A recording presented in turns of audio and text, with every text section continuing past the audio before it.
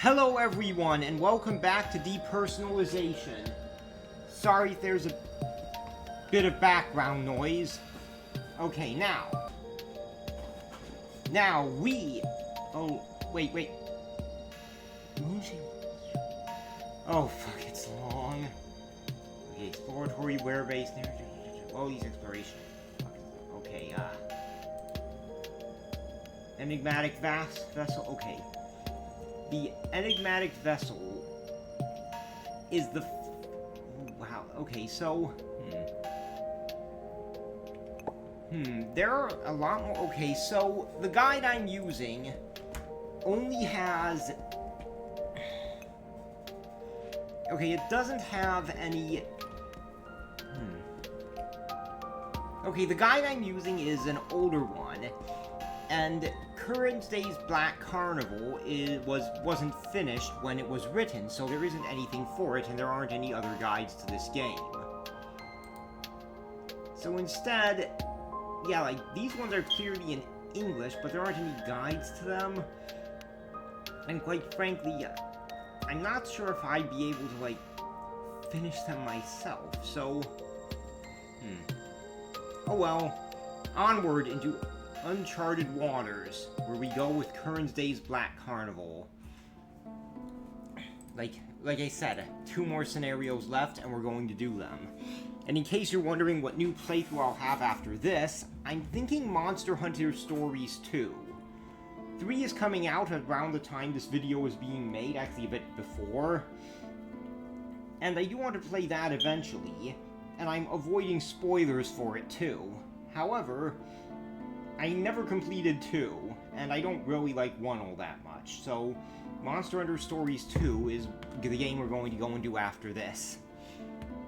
So now, next to last scenario, next to last video in this series. And before we start, since this is completely uncharted waters before the final one, which is the final one the guide has, I just want to say how much I love this game. Like, you truly should play it yourself rather than just watching this playthrough, because it's really amazing. Like, every single ending of the game so far has made me cry from the sheer beauty of it. Like, while still sticking true to many, though not all, elements of Lovecraft's original work, the creators of this game managed to make their own thing, and create something truly beautiful, using the Cthulhu mythos as its basis. Like, honestly, I'd really love to play in these creators' Call of Cthulhu games. They seem awesome. Anyway, Cursed Day's Black Carnival. Wait a minute. Meownate. Oh yeah, the creators. Okay. An eerie murder intertwines past and future, snaring you at the vortex's core, where 5 suspects beckon you into a deeper nightmare. Trapped amidst the hushed whispers in the silent church, the lurking malevolence in the distillery cellar, the bizarre life of the lady at the flower shop, the shadows of sin and fire in Pomegranate Alley under Midnight's Shroud, and the encroaching madness in the ancient streets of Cursed Day. Compounded by the avarice gleaming in the cultist's eyes and the encroaching darkness from the abyss, you have unwittingly unlocked the gates to calamity. Running away is perhaps your wisest choice. On the other hand, staying in Cursed Day, a town ensnared in the vortex of time, will unfurl your sealed fate in its ultimate Black Carnival of ancient days. Yeah, let's go.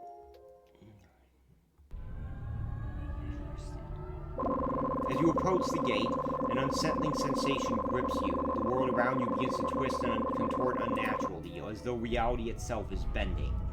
A crushing pressure envelops you, squeezing the air from your lungs. Didn't know Anon had lungs at this point. What's going on? Suffocating unnatural distortion? It sears through your mind, but just as suddenly as it begins, the sensation vanishes. Nearby, a Forgamon seems unfazed, engrossed in one of her games, as though nothing at all has happened. Oh, she's been playing video games here! Oh, yeah, I can see it now! God, like, I just find the idea of this, like, young Sothoth playing video games hilarious. Reminds me a bit of that anime Hattori Nyarko-san, which is like a comedic version of H.P. Lovecraft's The Cthulhu Mythos, where basically they're a bunch of aliens who are interested in this Japanese schoolboy meant to represent the target audience. And, like, Nyarlathotep is reimagined as an anime girl. And I was talking with my brother about it, and he would find it funny if the plot of the anime was a lie, and they really are the outer gods of H.P. Lovecraft, but just have been, like, pretending to be what they say they are in the series, for the sake of preserving the boy's sanity. And that would make the show even funnier if somehow these eldritch abominations are genuinely interested in this random Japanese person. Also would make it more horrifying, come to think of it, which would be fitting. As always, you find yourself turning to Sothoth. You know what happened, Sothoth. Sothoth looks up, her hand pressed against her forehead. Something did happen. I can't believe she dared to tamper with my memories, even here. Probably not a Forgamon, but maybe. Begins to explain what happened. Checkmate. Is that Cthulhu? Sothoth places a white piece on her chessboard, her victory inevitable. Or maybe it's meant to be Azathoth, or Chubby, maybe? An impressive display. Alas, I've prepared no token for victory for you. But you see, my delight... Maybe that is Nyarlathotep. We've already met one of his masks earlier with the Haunter in the Dark, but not Nyarli himself. And he is one of the outer gods who would play games like this, probably, I don't know. Well, or one of the most likely, I think would be better to put it. But you just see, my delight lies not in winning, it resides in the game itself. Is that so? Then perhaps the collapse of an era is nothing more than a game to you. Yet I wonder, what is it that you truly value? Ah, you and a Forgamon! You both fixate upon the outcome, the binary of victory and defeat, as though that it were all that mattered. I cherish the journey itself, with unfolding possibilities within each move. What could be more captivating than that? Are you implying your actions were merely for amusement? Yeah, this is sounding a bit more like Nyarlathotep, except he does care about victory and defeat. There's more to him than, like, he cares about it arguably more than the journey, though he does also like amusing himself. Not quite, you misunderstand me. You only see fragments of a grander design. Also, well, while he has interfered here in the past, young Sothoth is kinda Nyarlathotep's boss, so this is probably not a good idea to try to piss her off in this case. But anyway, to remain rooted, awaiting the conclusion, is to deny yourself the essence of the game. But consider this. What if you and I were not players, but the very pieces upon the board? Wouldn't the game be far more fascinating? As her words linger in the air, a key appears on the board. You've tampered with the rules? Of course, you know me too well. Now it's my turn. Yeah, Azathoth wouldn't make sense because, like... okay, so... there are two basic interpretations of Azathoth. One is the later interpretation of Azathoth, where it's the dreamer that creates the universe. Through its dream and awakening ends the universe. But that's a later interpretation from what I know. In the original H.P. Lovecraft stories, Azathoth basically did spawn the universe. But Azathoth is the most powerful god in Lovecraft's setting. But Azathoth himself is basically a blind idiot, just mindlessly babbling at the center of all reality. Nyar seizes her black piece, her hand poised to claim the key. But just as her hand descends, Sothoth rewinds time. The key is... oh yeah, that is Nyarlathotep! They refer to it as Nyar! A rewind classic, you. No matter how hard you try to twist things, the ending is inevitable. It will come as will all endings must. Perhaps, but in my eyes, the most compelling act has only just begun. Yeah, that is Nyarlathotep. If you'll pardon me, I must attend a few preparations before our delightful game continues. Until then, my dear friend. With those words, the mysterious woman leaves. They gave it away. With curiosity sparked by the event, you venture to ask the question lingering in the mind. Who is she, exactly? That daunting Sothoth's voice ran out. I can't reveal that to you now, Starkey. You refer to her as Nyar. It's obvious she's Nyarlathotep. I have a strong sense that you two are destined to meet during this journey. We've already met, kind of. And knowing her would complicate things. Precisely, she bends the rules to her will, and rules are intrinsically tied to knowledge. To gain knowledge of her is to cloud your mind, making you vulnerable. You notice a rare expression crossing Sophos' face, puzzlement. Starkey, this journey will be arduous for you. Yeah, I know, it's like long. I'm worried about the runtime of this video. I will manifest several companions with this time to aid you. They will assist you in rewriting history. However, remember this, rewinding time takes a toll on your willpower. It may serve you in moments of peril, but overuse will weaken you. Be deliberate, tread carefully, and safeguard your strength. Do not rush blindly, proceed with care, and reach the end with care. I see. I'm probably... Okay. Yes, let's go. I have no reason... There's no other option. Okay. You know, I think I'm going to go with Eben again. Assign as leader, and I'm going to have Saya and Sherry join the team. And enter them... Oh, yeah, professional enhancement. Cool. Let's see. Gilded bookmark. Okay. Erudition checks always succeed. Research note. Oh yeah, you know what? Yeah, sure. Research note. That seems good for Eben. Alright, embark.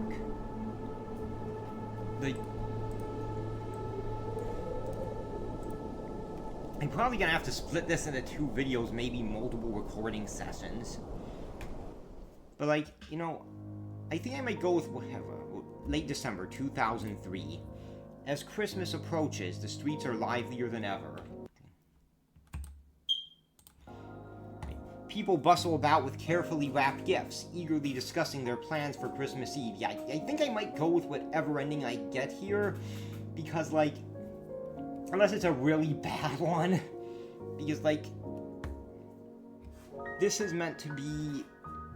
because, like, this is the one that doesn't have a guide, so it's key for you to explore yourself, viewers.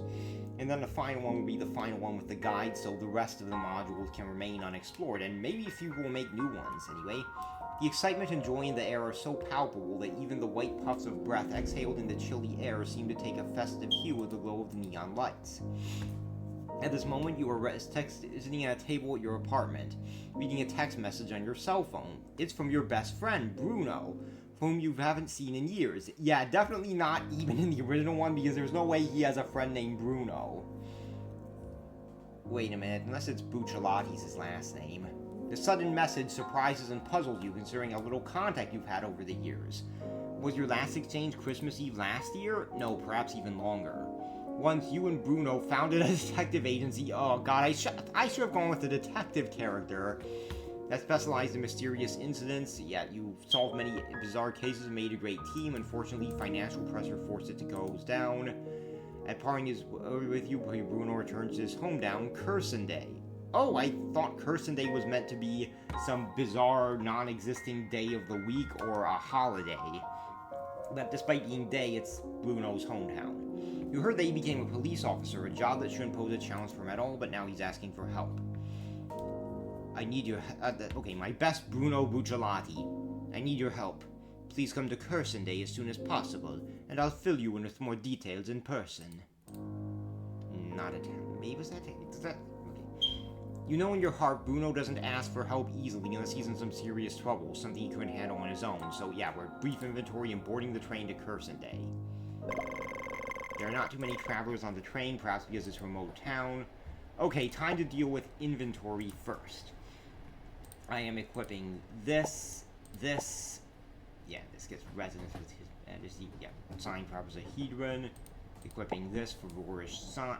Oh, good. You know, yeah, I think this right now is more important than that, and this will be in main hand. Now you, Saya, my girl. Let's get this main hand switch. No wait, she has a gun. Okay, let's see, which one's better again? Yeah, this one, equipped to main hand, equip this to offhand. Yeah, okay, and now Sherry, I guess, equip the encyclopedia. Actually, you don't know, equip unspeakable colchon. Okay, and let's dual wield this and this. Okay, this is for...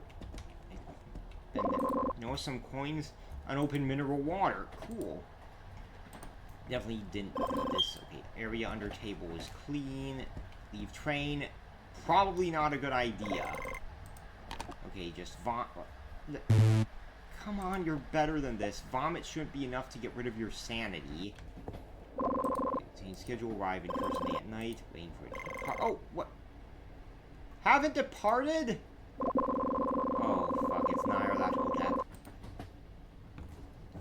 If it hasn't departed, why is that moving there? You know, this is natural. Good day, traveler. I trust you do not mind my joining you. No, of course not. Glad to hear that. It is a long journey, and the presence of a fellow traveler is far preferable to sitting alone with vacant seats.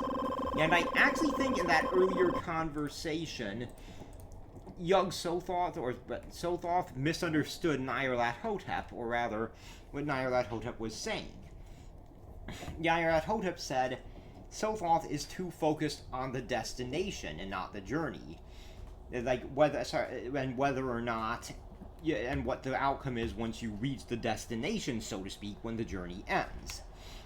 And Sothoth replies, okay, but the journey's going to end at some point anyway, and the outcome is what I'm focusing on. And Nyarlathotep was like, yeah, it's gonna end, but so what? Like, I enjoy the journey. So basically, two different perspectives that I think Nyarlathotep understood Sothoth more than Sothoth understood Nyarlathotep. After all, it is the company that truly enriches the journey, wouldn't you agree?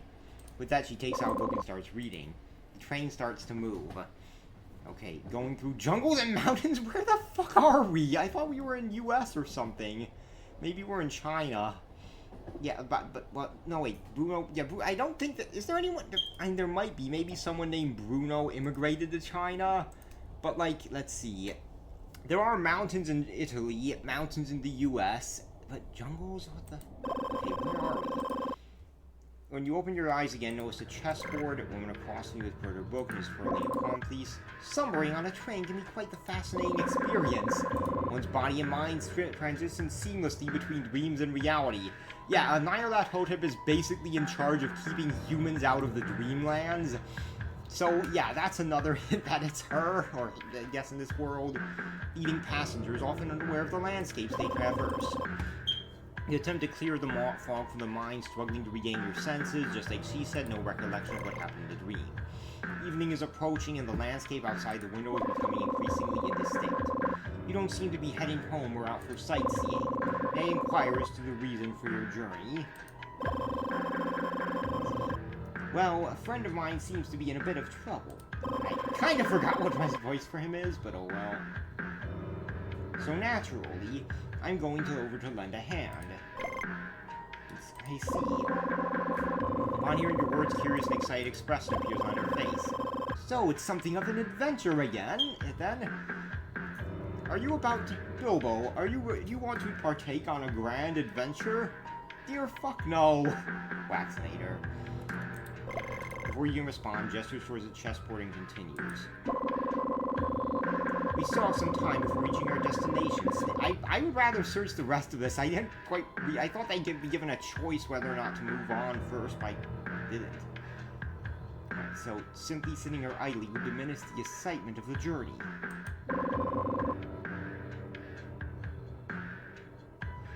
How about a quick game?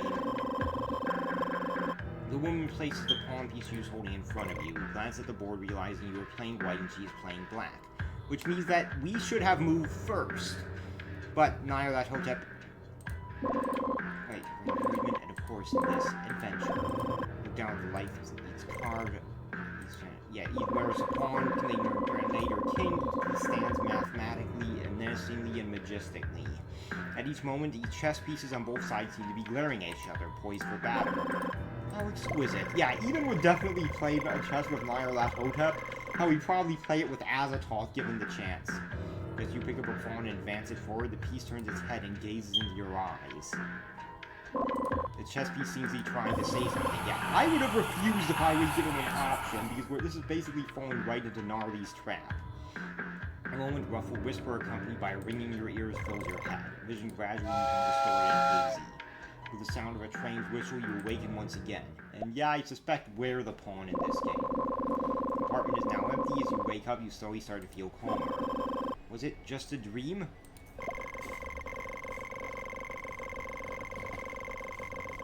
The train arrives at the platform in Curson Day in the late evening. As you get ready to leave the compartment, you feel your mind clouded. You have a vague sensation that you have forgotten something, but you can't pinpoint what it is. Gradually, this unexplained memory lapses and turns into a thread of unease spiraling into the corners of your mind. Okay, well, hopefully I'll be able to search the rest of this. Newspaper from 1997. Man is recovering. Interesting. Okay. Newspaper, recently a mysterious murder took place at a spa in the Peninsula Hotel, Chicago. Yeah, why the fuck is there a wait, was he, wait. There aren't really any jungles in the United States, and it's mentioning Chicago, but there are jungles in the Americas. Were we hanging out in Mexico? Or South America? I don't know. According to police reports, the victim was discovered by a room attendant with an autopsy indicating the murder occurred over 3 days ago. Victim's room contained various religious ritual items. Although the police have not disclosed further details, rumors about this victim have strong ties to a particular cult and radical believer. So he may have been a radical believer. Let's see, this case is still under investigation. An unnamed police officer mentioned strange occurrences at the crime scene that hindered the evidence search. Let's check. Oh, lighter. Cool. We can set things on fire. Let's leave the train. The train gradually stops at the platform, releasing a cloud of thick, grimy steam. Disembarking, you wave the steam away with your hand to clear a path ahead. Despite falling snow, a familiar figure is there. Oh, Bruno! I was not expecting him to show up this early, but I'm not unhappy. Sorry, yeah. It's been quite a while. Bucciolati voice. It's been quite a while. No troubles on your journey here, I hope. The man before you appears noticeably aged compared to your memories. His face marks with exhaustion and a hint of helplessness. Your former partner seems to have lost his inner peace over something. Perhaps he has been losing sleep over it for a long time. Yeah, I've been doing okay. Got a girlfriend who's a former...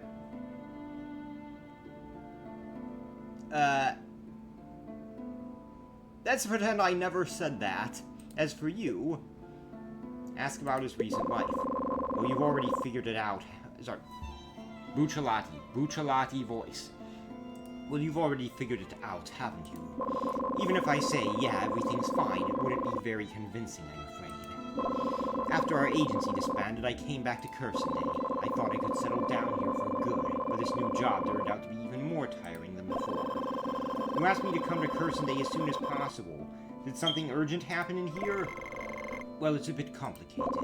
Bruno glances at his cell phone to check the time, emitting a soft sigh. Follow me, I'll take you to the crime scene. Once we arrive, I'll fill you in with more details. Oi, Bruno, here's your stuff. A stout elderly man walks out of the room. Disheveled with unkempt hair, his face is half covered by a thick beard, and his attire is smudged with dirt and hay. Oh, finally, coming. Sorry, but just wait a second. I'll go get the box. I'll come back shortly. Well, it's also really good to be back in this exploration sort of adventure. A chilling gust of wind and snow sweeps by. Perhaps this is Curson Day's unique way of welcoming visitors with a shiver. Or maybe it's just Christmas. It's freezing here. Let's move around a bit. Alright, auto-saving.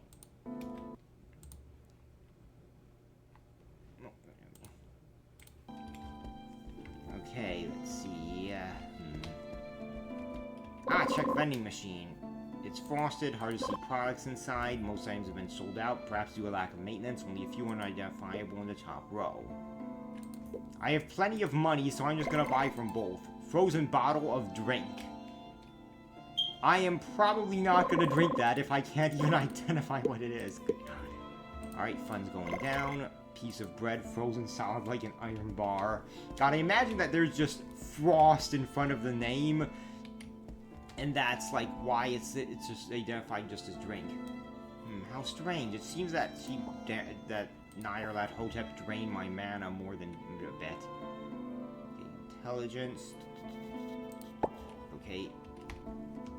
That's There. Container. Fence containers are before you. Extensive array of supplies. A list to size at sheer quantity. No wonder they say that those who control transportation control the lifeblood of an economy. Yeah, don't mess with transportation workers. Okay, opening the distribution slot. This faint scent. Electrical hum. Notice an organized row of circuit breakers and fuses, each switch to indicate the areas and device controls. Is this a repair kit? You find a small toolbox at the bottom of distribution box, clearly meant for emergency repairs. Will this be important in the future? Probably. Let's see, what's up? Poster? Poster advertises a Christmas event. Predominantly red with a cheerful Santa at the center, captures the holiday spirit. Gift offerings with Christmas purchases. Unfortunately, the campaign has ended. I thought this was meant to be within the Coca-Cola thing first. This place and its people are entirely unfamiliar to me. I should stick with Bruno. Okay, can we go into the station room then? As you enter the room, you see the elderly man presenting a box to Bruno, who accepts it and offers a cigar in gratitude.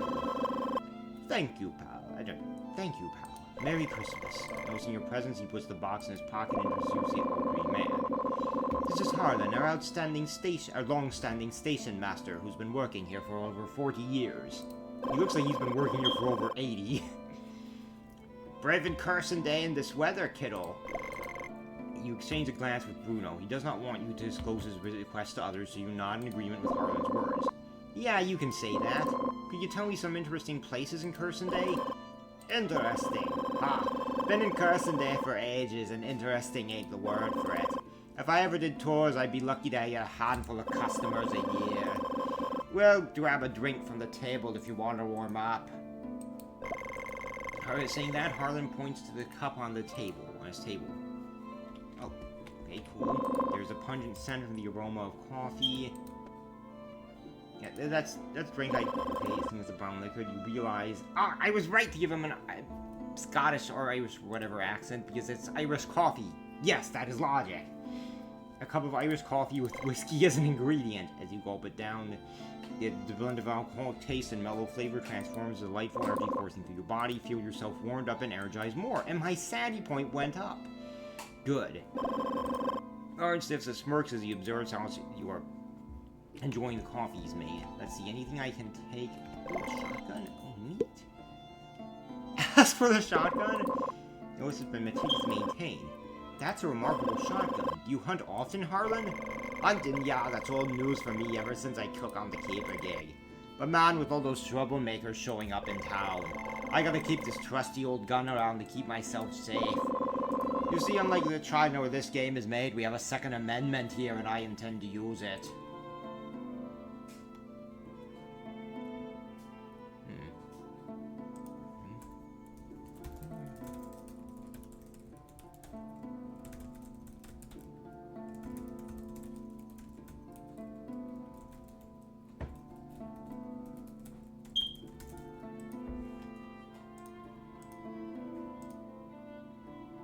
Okay, I arrived in a rush and didn't bring any weapons. Would you consider selling this gun to me?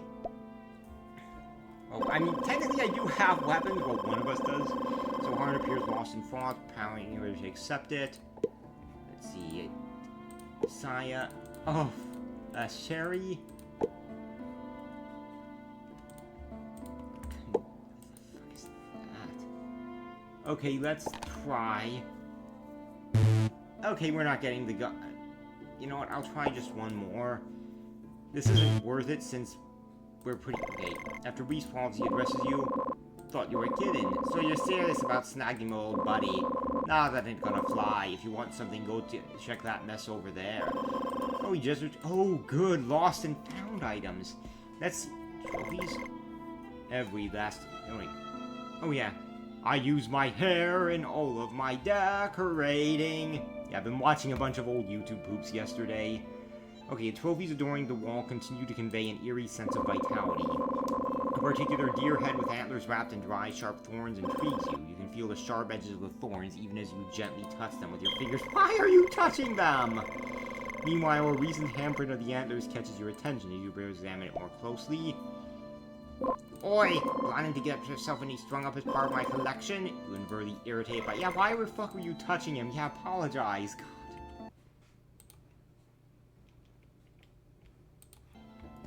Okay, let's see. Lost and found items. Doesn't even find something useful inside. Like, okay, yeah, he gives you them. Sure, just take some random stuff. Take whatever you fancy and chuck the box if you don't need it.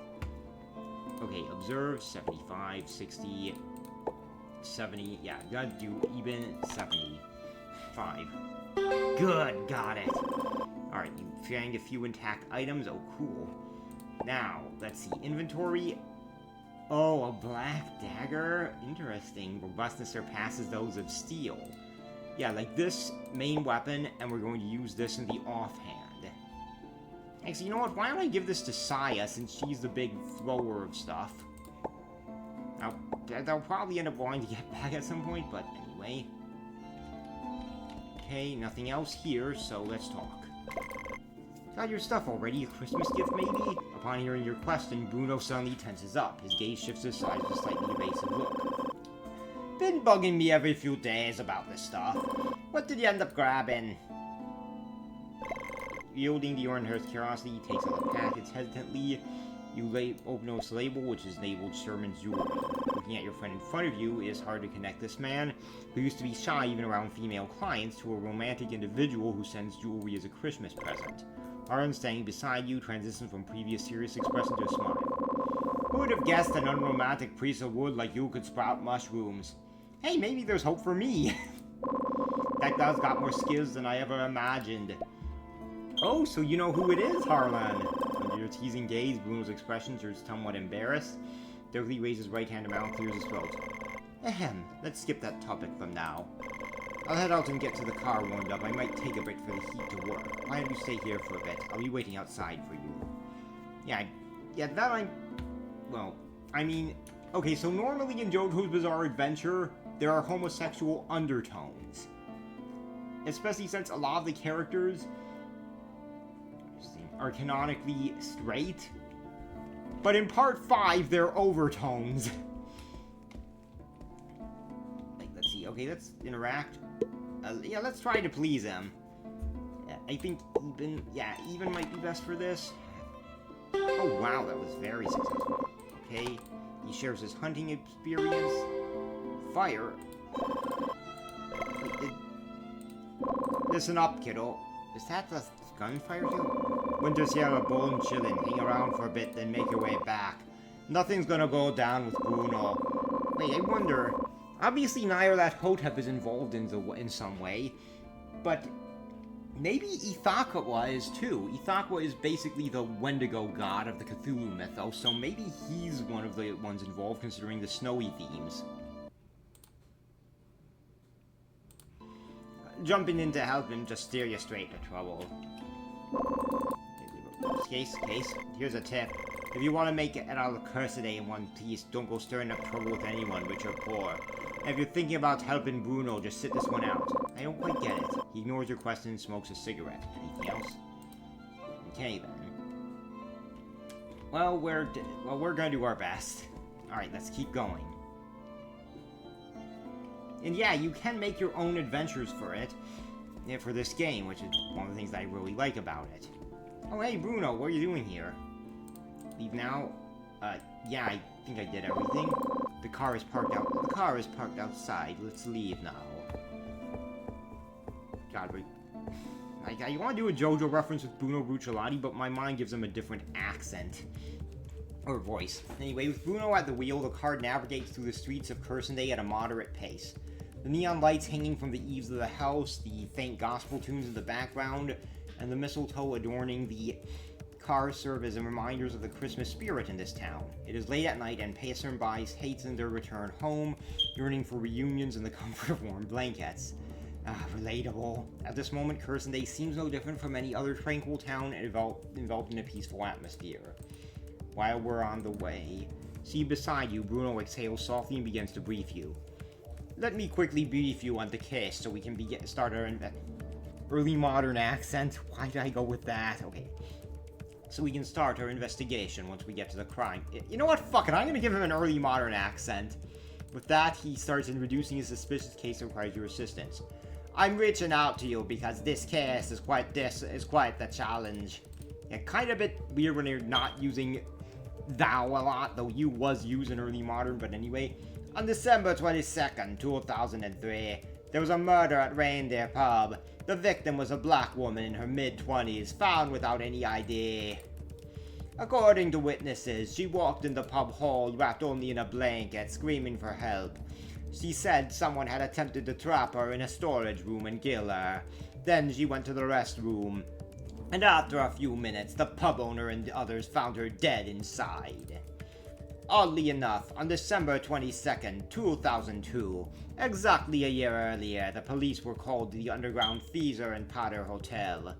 There, they found another naked black woman's body, with no sign of harm or identification. To be honest, I've been investigating the earlier case for a while, but now hit a dead end. Now we've got a similar murder case with a black female victim found naked in a freezer. These parallels hint at a possible link between the two cases.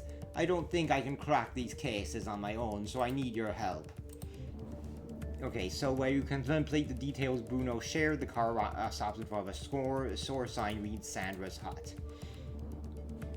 Alright, I don't think Ethok was behind it, because he isn't really connected to black people in any way, at least as far as I know. Now, like I said before, Lovecraft was a bit racist, so some of his gods are connected to black people.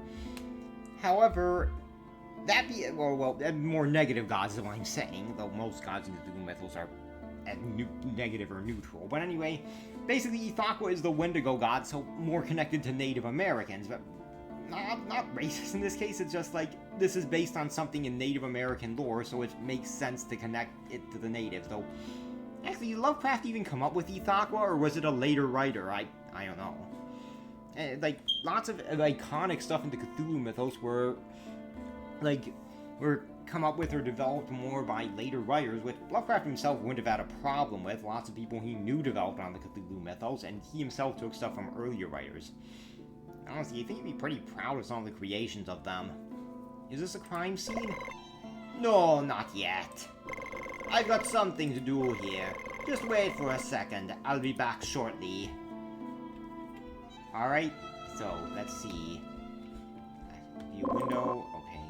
Oh, Bruno's talking to a woman. Eavesdrop. Yes. Okay. Perception. Does Saya yeah, Saya has better perception, as I thought. So Saya.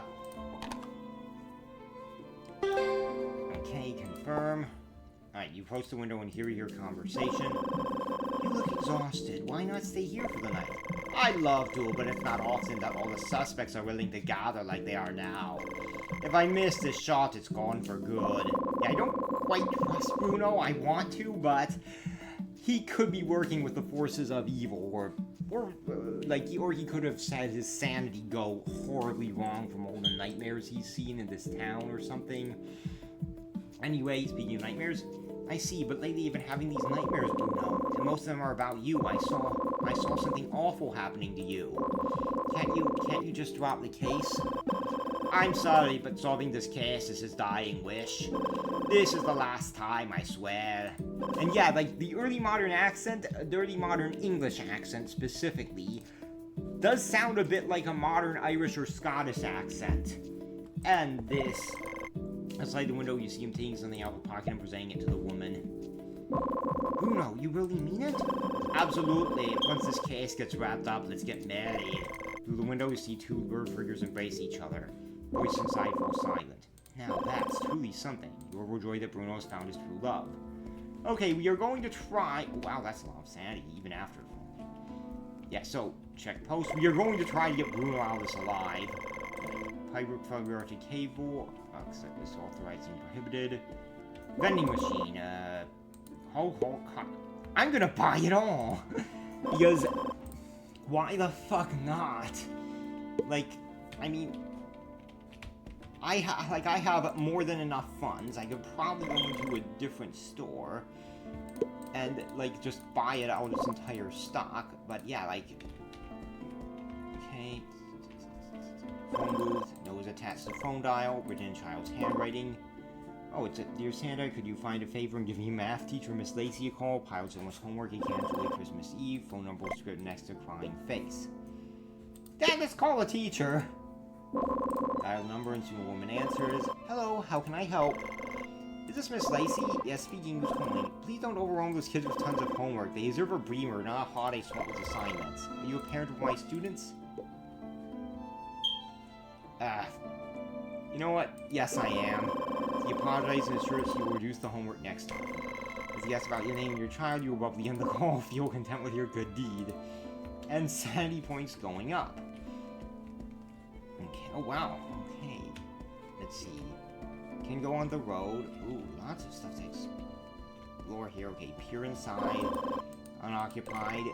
Notice the disheveled interior. Surprise. Check store. Clockworks, closed for business. Yeah, a lot of these are gonna be closed if it's like Christmas. God, honestly, I feel sorry for a lot of people who have to work at Christmas. Like, not saying that unfortunately, it is necessary for some people to work during Christmas. Like, you can't. Okay, announcements, road reconstruction, renovate old streets. And yeah, some people, like, I mean, if you have coma patients or someone else who needs constant round-the-clock attention, farmers who need to care for animals, zookeepers in zoos, you're gonna have people who have to work on Christmas. Like, it's unfortunate necessity, but still a necessity. Road reconstruction will officially commence. Okay, I wonder if these road constructions will be part of the plot. Originally scheduled. Looks like lots of delays. Details for just-in-time underway. Due to the scheduling conflict, with ongoing construction of Pond Grant Alley, road reconstruction contracts, yeah, like lots of postponements. Temporary put on hold. Oh, God, it's like my writing schedule in the busy season. Can't believe road construction is suspended. Are there really that many complexities? Yeah, this probably has something to do with the overall plot. Honestly, we might be able to, considering how Nyarlathotep is depicted in these games, we might actually be able to earn her favor by more enjoying the journey or making some decision related to it. Check police car. Check cab. Okay. Meticulous nature, spotless interior and exterior, notice the folder. Inside numerous files, document copies and case reports, bag containing evidence and nice, many of them bearing a stamp indicating folder composure. Why is he investigating so many cases at one time? Shouldn't evidence be stored in the police headquarters evidence room? Why is he carrying these files with him? Let's see anything else. I'm checking the cab. No.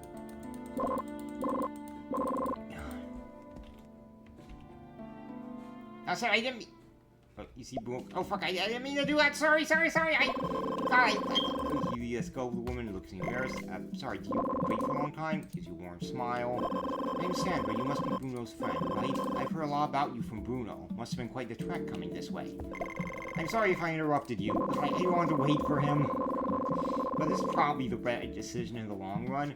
With that playful scarcity and embarrassment, I'm just swinging by to buy some stuff from this grocery store. Of course, besides the drinks, I got snacks and drinks too, said Bruno. Did you intend to prepare some food for your friend? Alright, I'm getting it right away. Bruno grabs the snacks prepared by Sandra and leaves the store in a hurry. Meanwhile, Sandra looks at him through the window, smile, reflects on what's happened. Okay, good. Yeah, this does seem to be the right decision.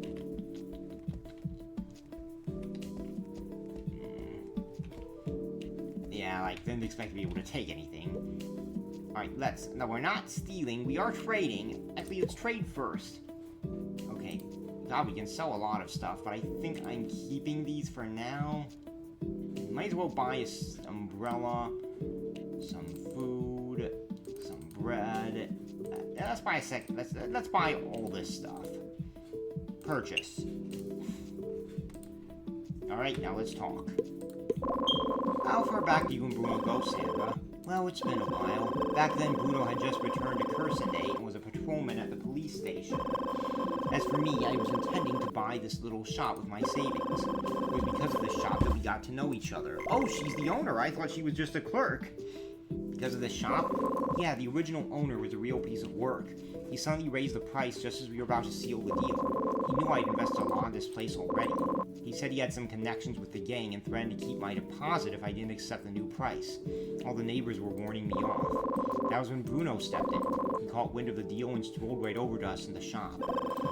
He then imitates Bruno's hostess. Okay. Sir, I see you're selling processed foods, but the cleanliness standards here are unsatisfactory. Failure to meet hygiene codes can mean fines, losing your license, and more penalties. She is as good as imitating Bruno as I am. Plus, I noticed tons of flammable items stacked up, but your fire safety measures are subpar. You might be forced to fix it up or face fines. In addition, I just heard you signed a contract. The finalization, execution, modifications, and termination of the contract must be mutually agreed upon. If broken unilaterally, you could end up liable for breach and damages. She's amused by her own mimicry. In the end, the owner couldn't stand his stern talk and slashed his price by 50%. Later, my neighbors mentioned that the shop was really only worth a third of that at the time. But hey, it's water under the bridge now. Okay, anything else to say? Let's see, talk. If you ever need anything, just let me know. Okay, let's get going. So you're about to leave, she stops you. I know this might come off as a bit sudden, but could you do me a favor? At this moment, her expression turned serious and earnest. You realize that she must have something important to say. Sure thing, what's up? It's about Bruno, please keep him safe. He's facing grave danger now. Don't worry, we have a sorcerer, former assassin, and a magical cat to protect him. And if you know Lovecraft lore, you know those cats are badass. Like, they could beat Goku. Or at least they could beat Goku before Dragon Ball Super. But Bruno is a police officer here in Cursidae. What kind of threat could put him in danger? He has a gun and everything. Looking worried to get Bruno was already in the car, standing slowly. Well, things have been getting rough in Cursidae these years. Rumors have been swirling among my customers. They talk about those unsolved cases, saying the police can't solve them because the culprits aren't humans at all. Oh, don't worry, we'll kick their asses. Okay. They speak of monsters living here in Cursidae. They masquerade as humans at night, targeting people who are alone. I warned Bruno about it. But he's too stubborn to heed those baseless rumors, not in the slightest. Well, that's the Bruno I know. As she discusses the topic, you notice her eyes dim. I know these rumors might be groundless, but we can't just take them lightly. Now he's investigating the recent murder case, and I fear for his safety. Let's see. That's why I'm asking you to...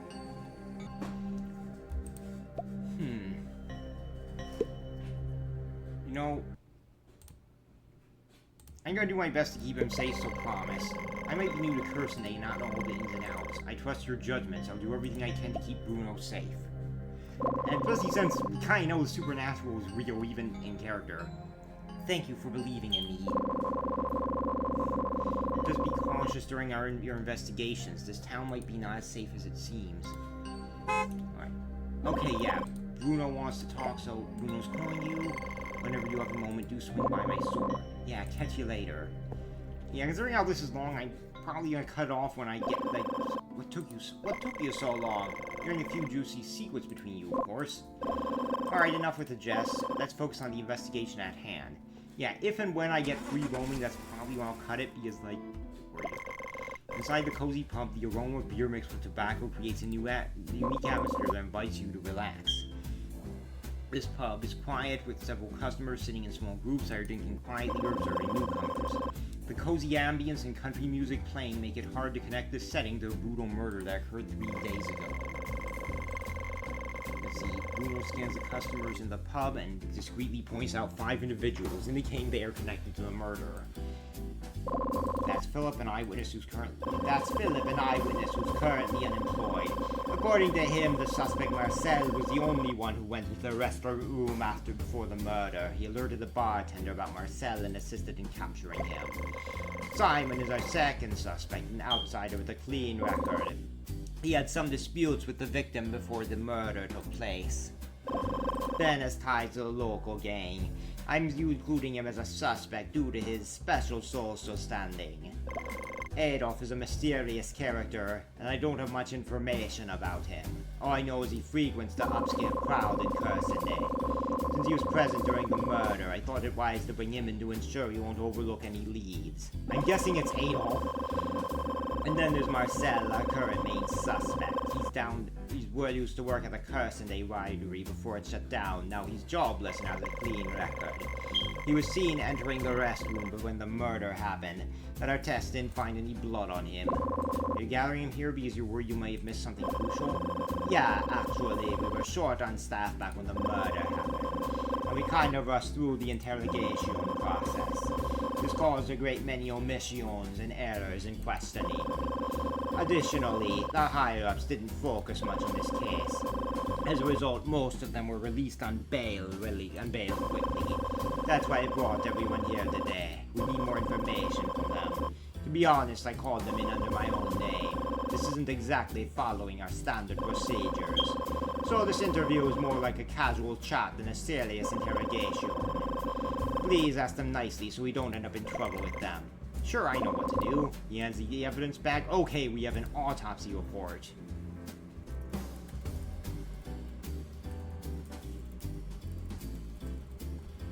Okay, the report details Luke's examination of the victim's fatal injury, a bullet through her heart from behind and a folding knife near her spine. No signs of struggle were evident. Ballistics tests point to a .44 caliber pistol. No footprints were found on the folding knife. Okay, next clue, victim's belongings. Cell phone was found, contact only one entry, 793215, which is not a phone number. Okay, no in victim's pocket. No was found in victim's pocket. Tiger coded her, bring the photo of that little rat for $1,000.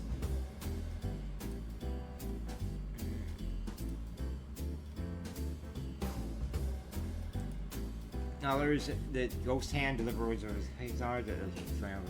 interesting. Seems like she might have been involved in some darker stuff. Just call them if you need support or information.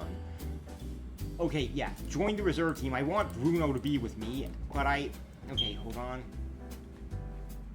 a sec. Okay, menu, party, information.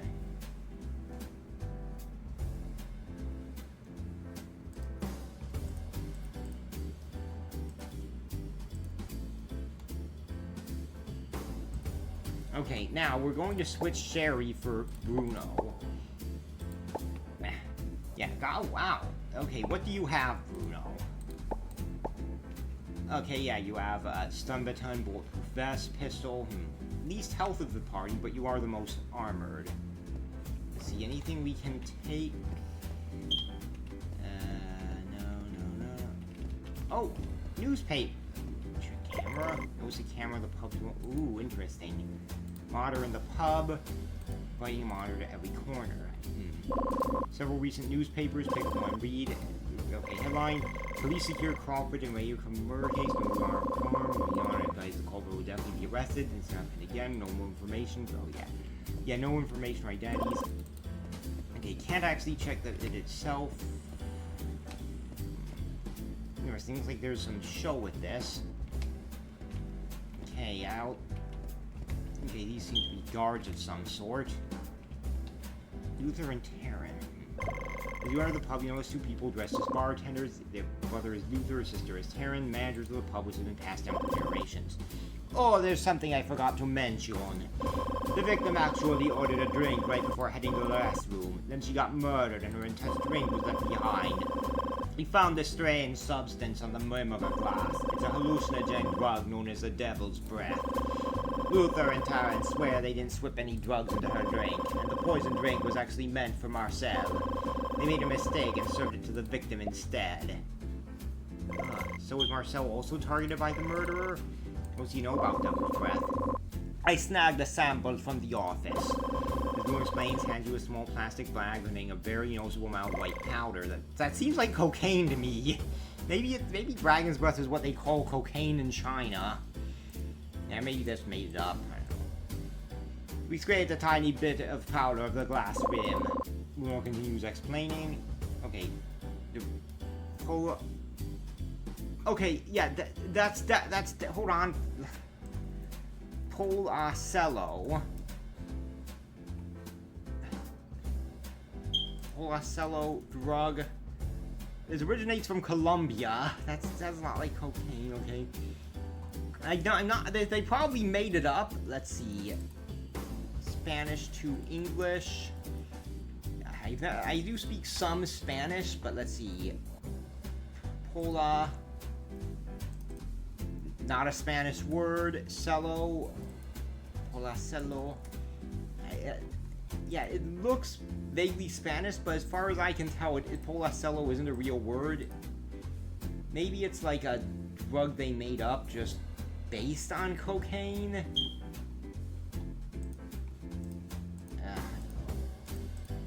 Anyway, known as devil's breath among the locals, hallucinations, in extreme cases even death from overdose. Revealed the drug in the drink was way above lethal levels. Drug can make the victim move like puppets on strings. Okay, they definitely made this up. And in severe instances, victim might lose their memory. Yeah, I'm pretty sure cocaine can't do a lot of this stuff, but memory loss. Maybe Nyarlathotep's Hotep's doing something with this. Maybe Nyarlathotep's Hotep's going to drug dealing and is just distracting Yog-Sothoth to avoid getting arrested. Mask of Nyarlathotep, the drug dealer. But determining the dosage for memory loss is challenging because it needs a delicate balance based on the person's condition. I like that. That's actually a realistic touch because, like, with tranquilizer, for example, you can tranquilize someone with a tranquilizer, but it needs to be delicate with it because if it's too low, then the tranquilizer won't work at all. And if it's too high, it'll probably just kill them. Anyway, so can you tell me what happened on that day? Yeah, everything started out like any other day. We opened the pub at the usual time. Later in the evening, the victim came from the storage room wrapped only in a blanket, and she screamed about someone trying to kill her. Seeing this, I immediately told my brother to call the police. I left my task to soothe her. Soon she seemed to be calming down and even ordered a drink. I figured the cops would show up soon, so I got back to my duty. But shortly after, I heard someone shouting, "It's him! He killed that woman!" Only by then did I know that she got killed in our pub. I heard you mixed up the drinks by accident. Yeah, that's true. I accidentally made a mistake before the murder. The drink meant for Marcel ended up with the victim and vice versa. I had no clue at the time. Until later, the police told me about it. Who was running the bar back then? It was made by my brother and served by me, but I swear neither of us would admit such a monstrous act. Anyone else get the drink? Can't quite recall it. The situation was a mess. Can't quite recall it with the drink that gives memory loss. I think she got the drink. Anyway, victim suddenly burst in the hall. Everyone got distracted, including me. With the Christmas rush, I was swamped with customers. Didn't really have a moment to see who else might have touched the drink. I can promise you, neither my brother nor I poisoned it. Okay. Oh, ask about the monitor. By the way, I noticed a camera in the pub. Did you check the footage? The police checked it immediately after the murder, but for some reason it broke down that day. Can you elaborate on that? Why would the monitor break down that exact day? We don't know about it either. Seems a bit too convenient, right? Could someone be covering for the killer? Listen, my brother and I would never do anything like that. We've been running this pub since our parents passed away. We poured our hearts and souls in this place for years, so many years. And now things are finally looking up. What more do we have to do to prove we're innocent? Pastor, it's hard. So, the monitor is usually on, and we hardly ever give it a look. Who'd have guessed that it would decide to break down right when we need it the most? So you don't really use the surveillance much, or if someone causes trouble in the pub? No, that's not likely, because Ben's usually around. You know what I mean, Officer Bruno? Bruno whispers you a Lutheran. Oh, protection fees to the gang. Ah. Yeah, okay, anything else? Please don't hesitate to reach out here. Hello, we can. Okay, can I order something? Okay. Yeah, like... Okay, a man named Philip, propped against the wall. Jacket, okay, neck, one coat, but the wears the only seemed appropriate for winter, tiny looking tags and pants. So you were the one who discovered the body. Wait, I haven't seen you, but no, I was trying to do a French accent. It's fucking Irish. Wait, I haven't seen you before. I guess this one's better. You're not a local here. Heh, I knew the cops in Curse and they are imbeciles. Now they're even asking outsiders for help. Answer my question. Yup, it was me. I found the body and the murder. What makes you believe that Marcel murdered her? I saw him rush out of the restroom. I'm going to go into the restroom, and he looked guilty, so I decided to find out what happened and found the victim. And I rushed out, alerting the bartender to stop Marcel. He's definitely the murderer, no doubt. It doesn't matter what you think of him. We don't have evidence to prove he's the murderer. And who else could it be? Clotilda! And you think he did? You don't think I did it, right? Where were you when the murder happened? I was right here. The owner can prove my words. You know the victim? Nah, not at all. Then why are you paying attention to the restroom? Hey, what exactly are you trying to ask here? That woman stormed out of her storeroom, stark naked, just wrapped in a blanket, screaming about someone wanting to off her. But anyone in their right mind would notice her, don't you think? Good point. Later, as he chilled out and went to the restroom to get dressed. I looked up. Marcel was sneaking the corridor towards the restroom, looking all shady. That's when I remembered the woman's screams about being in danger. So naturally, I kept an eye on the corridor. So you kept watching the corridor. Did you see anyone else slipping in? I mean, during the time Marcel was there? Nope. Okay, I'm going to retry. I should have retried with him. Success. Good. He shifts his gaze, trying to avoid something. Quickly compose himself. Discern lies. Are you really sure you were watching the corridor all this time? Well, maybe I got distracted for a second or two. Just a second or two? Or maybe a minute or two? Just a minute or two? Alright, you got me. I got distracted for a while, but I can't say how long. So you may wrongly accuse Marcel. But all I saw was him going in and out and nobody else. If he's not the murderer, why did he run away? So besides Marcel, do you notice anything else unusual? He rolls his eyes. Well, you know, I think the woman was a nut. What's that supposed to mean? What I'm trying to say is he didn't seem quite right. When she rushed into the hall, she was holding a coat. Despite that, she darted into the pub almost naked, only wrapped in a blanket. I mean, why bother with the restroom? Why not just put on the coat? Wait, the victim was holding a coat when she ran to the hall? Yeah, I thought the woman was a nut or something. Why didn't she end up dead, just like she said? Oh, the coat looked quite expensive, by the way. Did you find her wallet in the coat pocket, Bruno? No, that's the puzzling part. The bartender remembers her taking out her wallet to pay, but when we searched the scene, the wallet was missing. We frisked Marcel, but no wallet. Could the murderer have taken it? Yeah, here in theory, you molded him for him. Oh, man, maybe he wasn't even inside the pub. Makes you believe so. Just a hunch, you know. Maybe someone stumbled upon it but couldn't find the owner. He may have chucked it in a nearby trash can. You know, just a guess. Maybe he did that. Anyway, that's all I got. No more questions, right? Got these do I'm leaving. Alright, he walks out of the pub. Forget it, let's not waste time chasing after him. We have other suspects to ask. Let's ask him again tomorrow. Yeah, sure. Alright, Wand is not inside the pub when the police arrived. Okay. Let's head to the restroom really quick. I think that we are going to be able to talk to everyone, even if, like, you know, like in this in this game, you can never fully tell. Handy. Lighter, okay, good, another lighter. Alright, and now, for now, we'll have Saya have it since he's best at throwing. You know what, I'll give this to Saya and this to Bruno. Yeah, another to Saya and another to Bruno. Check locker, sorry about sanitizer, towels, okay, towels and sanitizer.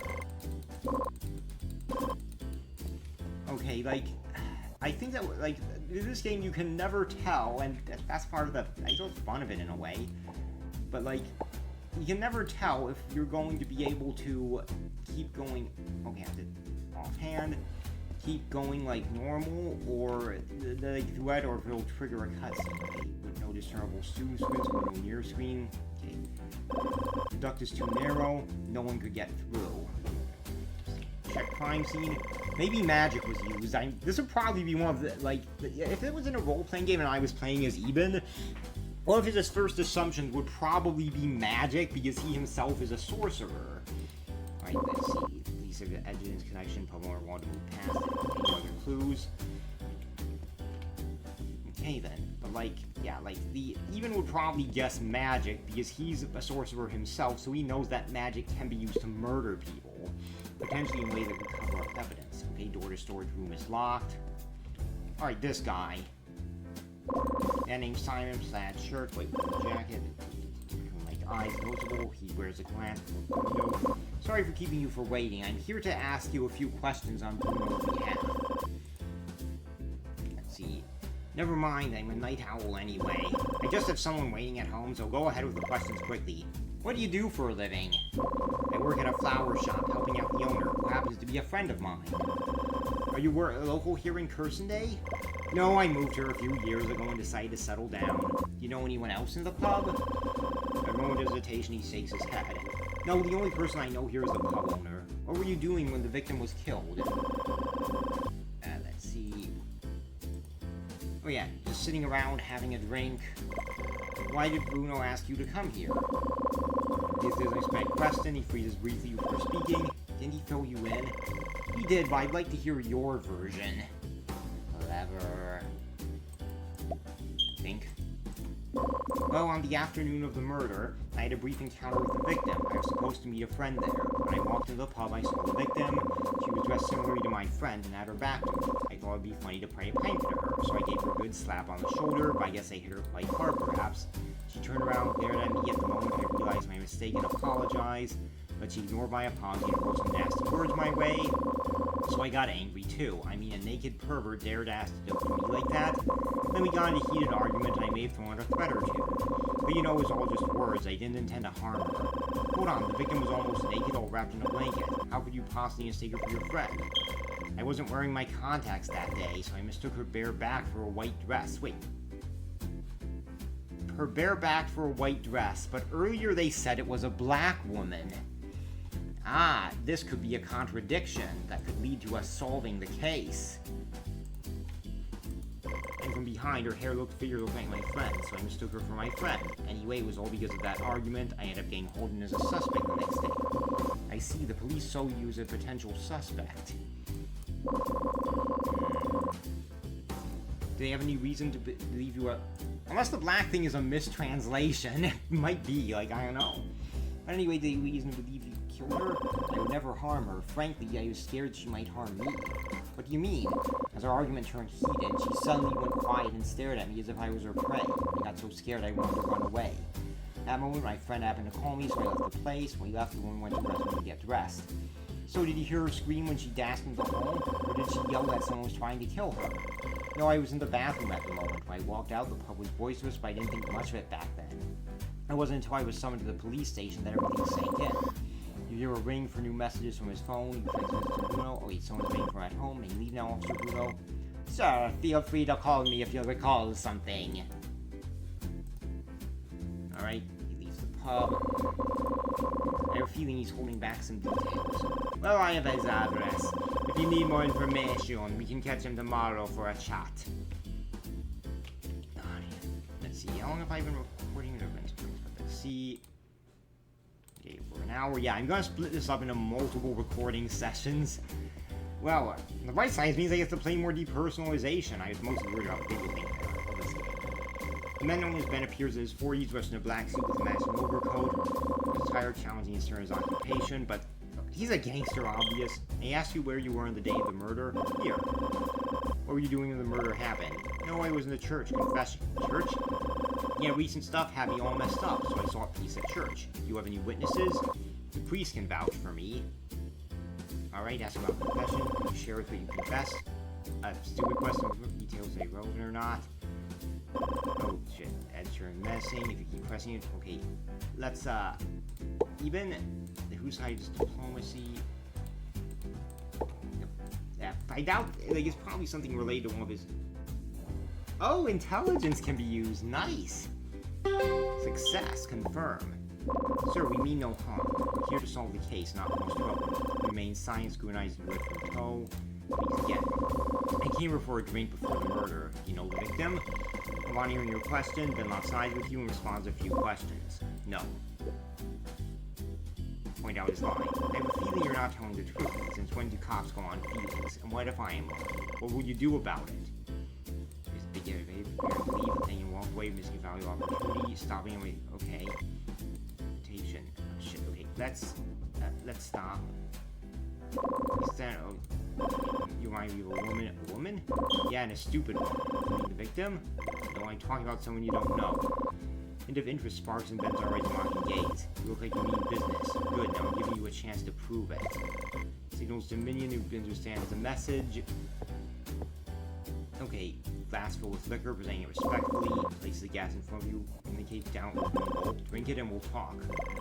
Oh, 300 milliliters of whiskey and dissolved white powder. Oh, he's putting in the forgetful stuff. Ah, fuck, yeah, I think I'm going to drink it. Drink the whiskey, single gulp, sort of the afterburn it coughs, feeling flame as if liquid consumes scalding dagger searing through you. However, aside from fiery aftermath, no unusual sensation. It just tastes a bit salty. His lips curl in his smile. Very good, but certainly matters enough for discussion here. We'll talk next time we meet. Okay, yeah, he's left the pub. Okay, I think that was worth it ultimately. So 2 more. Him, like this guy last, because I'm pretty sure he's the actual guy. Actually, hold on. What do you want without... Okay, let's see. What's nearby? Oh, a payphone. Who could be calling? Find yourself in science, voice. Your kid is with me now. Transfer 100 grand, or you know what will happen. Oh, public phone extortion scheme in the news. Let's mess with the scammer. I'm a cop. We pinpoint your location. Get away from time behind bars. Immediate hang up. Hey, hang up so soon? Interesting. Search for what? I didn't realize we could search for it so soon. Yeah, let's have him do it. Yes, success. Good. Okay, expensive wallet. Cards has been removed. ID card. Oh, yeah, we found the ID card. Lucifer? Oh, that's a weird choice of name. Finally, some clues. Empty wallet. Good. Let's check the trash can. Okay. Let's, okay. Oh, right, we can go onto the street. Vending machine. Drink sports can. Okay. Okay, we have the drink campaign. Oh, you know what? I'm going to get a sports drink, and I'm going to get some water, just in case. You have more than enough funds, so...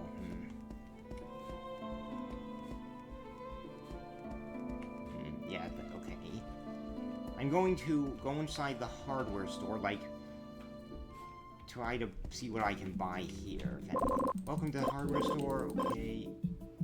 10% discount, convenience coupons, promotion. What can I assist you with? Oh, I'm just looking around. Take your time. Yeah, let's buy hardware. Oh, that's a lot. Didn't think we'd be able to get a chainsaw here, but that's pretty cool. Anyway, yeah. Nah, I think we actually are all good for equipment, so... Then again, this does 1d6, black orb. Then again, a sorcerer wielding a chainsaw is really funny, so let's purchase this chainsaw. Our basket. Okay, and now, let's see. Inventory, 10 charges, makes sense since they run out of fuel, 3 to 15. Yeah, you know what, yeah, let's see, no more chainsaws? Okay, fine, let's get an electric drill. Oh, can't afford it. Oh well. Yeah, a sorcerer just attacking people with a chainsaw. Hilarious. Okay, anyway, back to the interviews. This guy next. Alright, suspect Marcel wears a wool coat. Suspicion, crumbling legs, sorrowful countenance, like despair, dark mouth gathering over him. They speak up first. What voice? Okay. I didn't do it. I swear on my life, it wasn't me.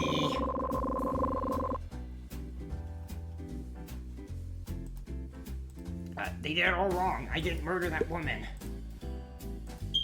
Okay, let's appease. Who's the best at? Who is the highest chance? Even maybe Saya. Oh, definitely. Okay, Bruno. Saya it is. Fire. Oh, fire. Okay, success. Good. Okay, soothing reassures. He speaks on his ears away. These past days have been terrible. I'm innocent, but everyone's pointing fingers at me. I feel Feels like everyone's turned their backs on me. We need your help to figure out the culprit, Marcel. We won't let those innocent people be wronged, I promise. Fine, I'll do whatever I need to. Oh, that was easy. So what were you doing when the murderer happened? Yeah, I'm pretty sure he's a red herring. Let's see, so...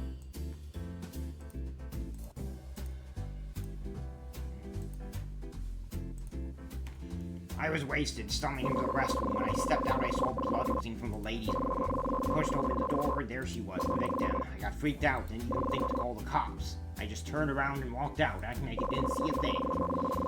Just as I was about to leave, the jerk Phelps out. It's him, he killed that woman. The bartender stopped me where I could slip away. So you claim you're innocent. Why didn't you call the police immediately? Told you I was wasted. I freaked out, I just wanted to get out of there. Who's got time to think about right and wrong in that mess? So am I in the clear now? No, not quite yet. He's honest. Let's see. Potential culprits. You insist that you're innocent, Marcel. Can you think of anyone who might have framed you? He furrows his brow. I can't really think of anyone. Haven't rubbed anyone the wrong way. Do you have any ideas about who might have done it? I didn't even know the victim. How was I supposed to figure out who did it? Although when I walked into the restroom, I think I glimpsed someone heading into the storage room on the other end. Can you recall any details about their appearance? Nah, drawing a blank on that. Pub storage room, okay. You said you were drunk at the moment. Can anyone prove that? Yeah, bartender can vouch for me. Afternoon, knocking back drinks. Anything else unusual? No, that's all I recall. You're free to go now, Marcel. Be careful and don't stay alone. No. Yeah, God, early modern Italian. There's a pub look of frustration that's in his face. He seems on edge. We ask him again tomorrow. And then even said something in Chinese. Let's see.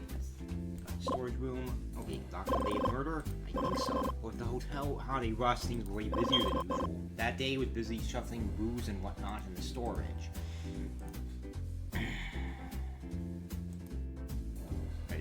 While my sister was out in front of the guests, I wait for God to look away over, then the victim probably slipped in.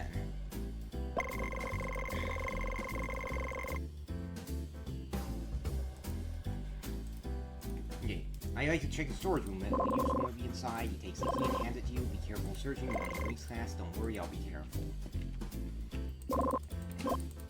Okay, let's check the storage room.